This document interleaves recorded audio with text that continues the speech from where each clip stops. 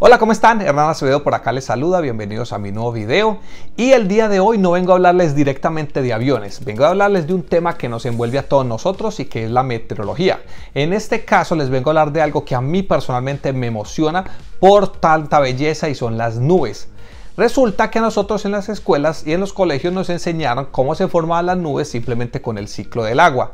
Pero hay mucho más que decir con respecto a esto. Incluso, ¿sabían ustedes que las nubes en el hemisferio norte son diferentes a las nubes del hemisferio sur? ¿Sabían ustedes que dentro de las nubes hay vida? Quédense por acá y les muestro cómo se forma una nube y todos estos datos interesantes. Entonces sean todos ustedes bienvenidos.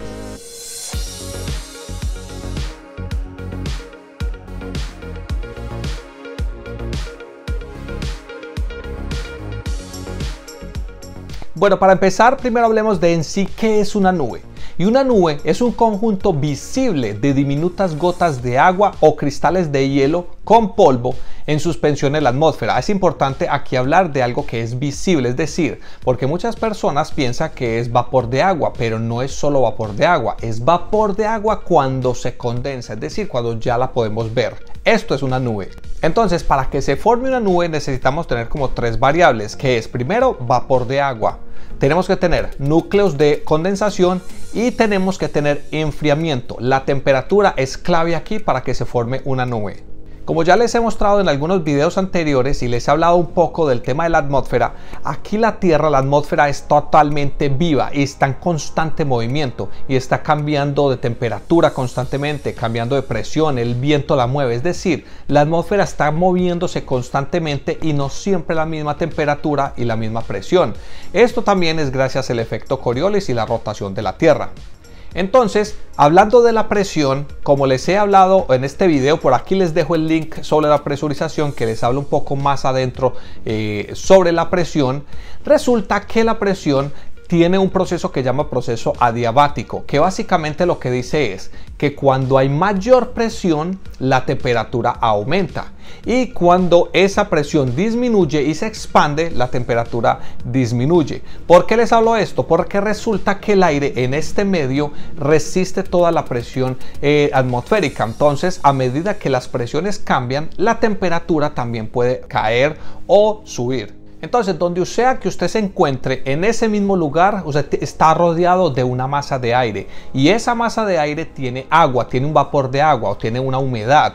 Entonces, esa cantidad de humedad en esa masa de aire siempre tiene una capacidad máxima de vapor de agua versus la cantidad real de vapor de agua que contiene esa masa de aire que lo está rodeando. Entonces, a menor temperatura, esa capacidad de vapor de agua va a bajar. Déjenme mostrarles un poco más claro lo que les acabo de decir con este sencillo ejemplo.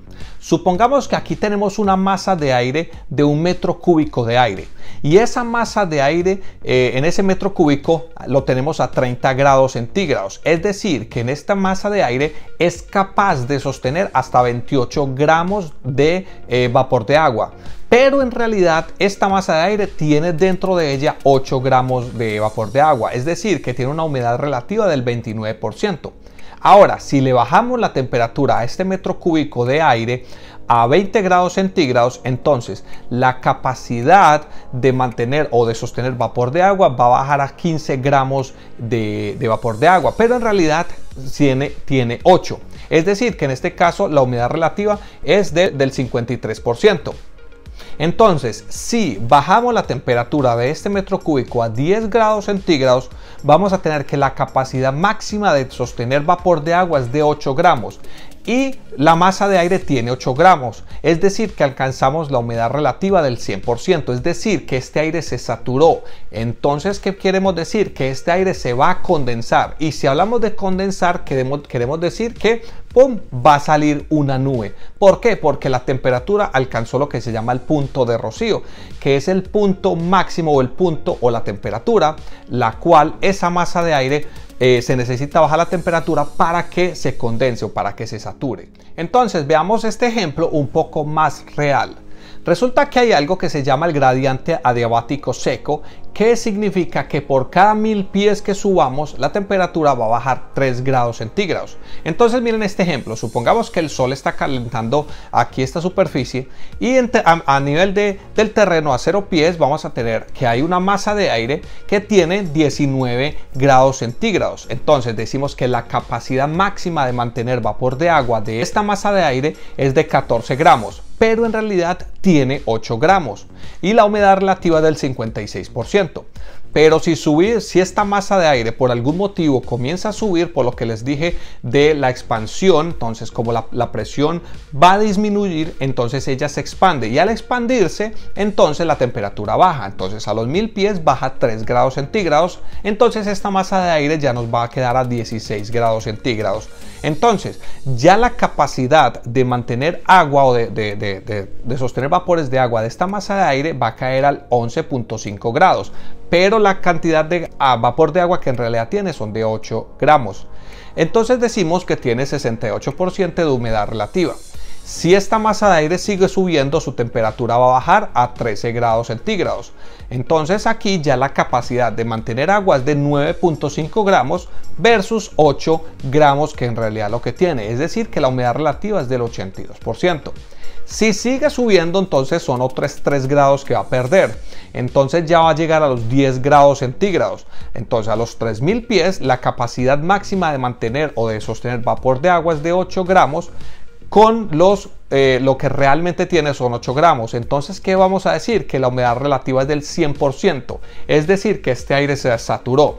A partir de este momento o de este punto se le llama nivel de condensación. Y en este punto hacia arriba es donde empieza la nube a crearse.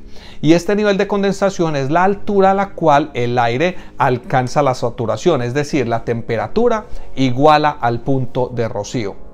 Entonces simplemente aquí podemos decir que cuando la temperatura y el punto de rocío están muy separados no va a haber condensación, pero a medida que se sube o que esta temperatura y el punto de rocío están muy cerca, a partir de que ya se encuentran, ahí es cuando empieza la condensación y empieza a crearse una nube. Entonces desde este punto de nivel de condensación, de ahí hacia arriba, mientras esa masa de aire siga encontrando aire inestable, la nube va a seguir creciendo y va creciendo, entonces va a obtener esa forma característica de acuerdo al viento, a la presión o si se encuentra áreas de aire estable. O en este punto entonces ya no se puede seguir formando la nube y entonces la nube va a llegar hasta ese punto y ese va a ser el tope de la nube. Las nubes pueden ser tan altas que pueden llegar hasta la tropopausa. De la tropopausa hacia arriba ya no pueden formarse más nubes porque de ahí hacia arriba ya el aire es estable. Entonces la temperatura ya ahí siempre va a ser, se puede decir que la misma. Esta forma de formación de nubes que les acabo de hablar se llama de convección térmica o por calentamiento de superficie, que es simplemente que el sol calienta una masa de aire y ella comienza a subir. Pero también puede ser por levantamiento orográfico, simplemente que es el aire que empuja una masa de aire, pega en una montaña y entonces ella va a generar una nube, pues gracias a ese movimiento ascendente de las montañas. También puede ser por frentes, puede ser por levantamiento frontal, que una masa de frente cálido mueve una fría o al contrario. O puede ser simplemente por convección, por convergencia, que es generada por patrones de circulación ascendentes de aire en zonas de baja presión. Entonces, simplemente aquí, para que ustedes tengan una idea básica de lo que es una nube, simplemente una nube es condensación.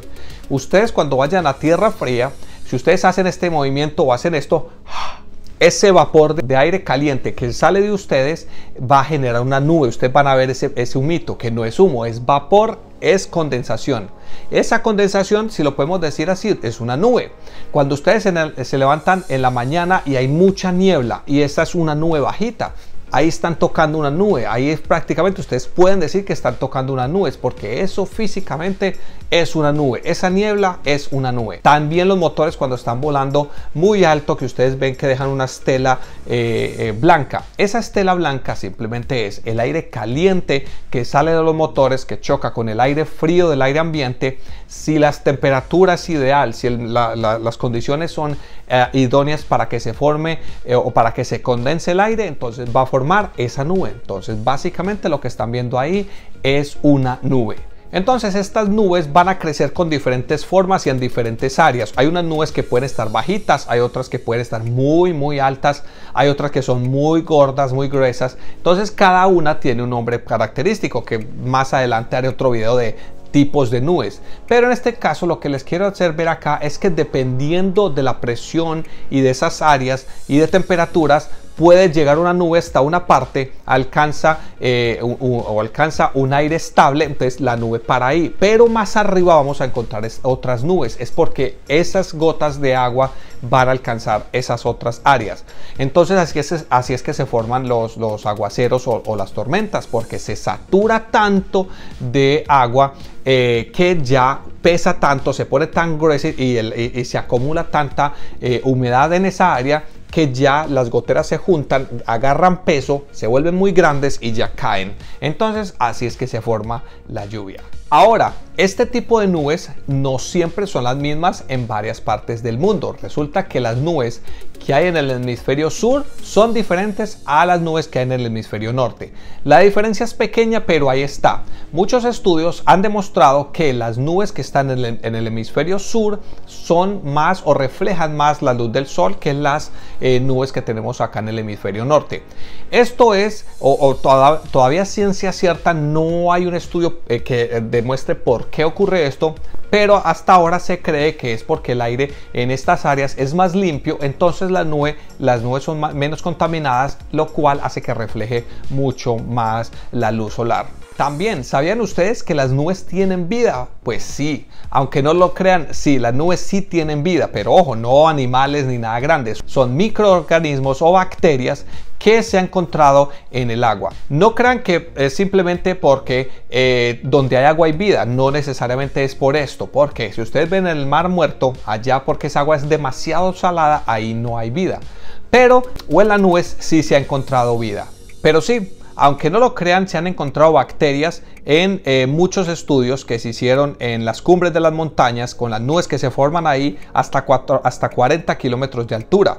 Y se han recolectado más de 300 especies de bacterias en 42 granizos, que hubo una tormenta en Eslovenia en mayo de 2009 y en estos granizos se le quitó la capa externa, se esterilizó el granizo y se analizaron su composición química y encontraron miles de compuestos de organismos que tienen carbono como los que tienen en un río convencional.